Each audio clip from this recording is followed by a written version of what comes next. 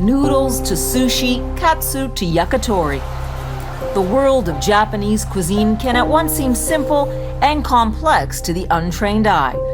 But on closer inspection, there's a deep, almost spiritual appreciation for this fare from all those who create, cook, and eat it.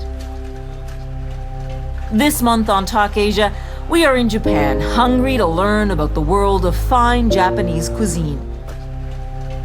We begin our journey in Osaka, the so-called Nation's Kitchen at the country's most prestigious cooking school, the Tsuji Culinary Institute. The brainchild of Yoshiki Tsuji. It opened in 1960 and is now attended by several thousand students in sister schools across Japan and France. The former journalist and crime writer also penned the West's first Bible on Japanese cooking, still a staple of modern chefs around the world. Today, his son, Yoshiki Tsuji, has picked up where his father left off, directing the prominent academy. This month on Talk Asia, Yoshiki Tsuji opens up about why Japanese food is such a spiritual experience.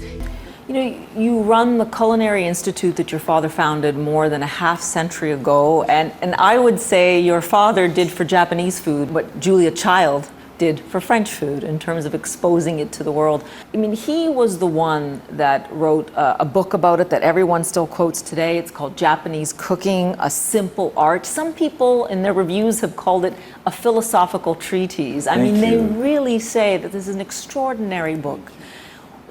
Why do you think it had that kind of impact? It was actually the first time someone wrote in a formal setting and a proper way how to introduce Japanese cooking.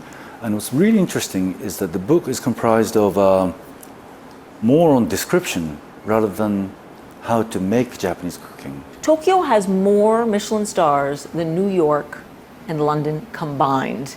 There are some countries that don't have any Michelin stars. Japan has so many. What sets it apart? Japanese cuisine keeps on evolving. Japanese people are very good. We have always been good at taking outside sources and adapting into a Japanese system. And that's why I think when you talk about the numbers of stars in Tokyo and Kyoto, well, Kyoto is comprised of Japanese restaurants of Michelin stars. But when it comes to Tokyo, you're not just talking about Japanese food, you're talking about French, Chinese, and Italian too. And it's just the strong characteristics of Japanese craftsmanship that we are very good at taking outside sources and adapt it into our own. Here's a question which I'm sure you're going to find very difficult to answer. What do you eat at home for comfort, for interest? What is going on in your house with food? Joy is a different thing. You drink, you complain, you talk about people behind their back with my friends, and I debate politics. No, I don't debate politics, but getting drunk and having fun. But when I eat professionally, I like to communicate with people who cooked that dish.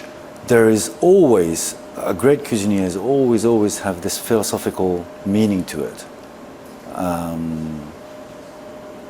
Those dishes have such depth, and there is always such a huge amount to convey by the chef.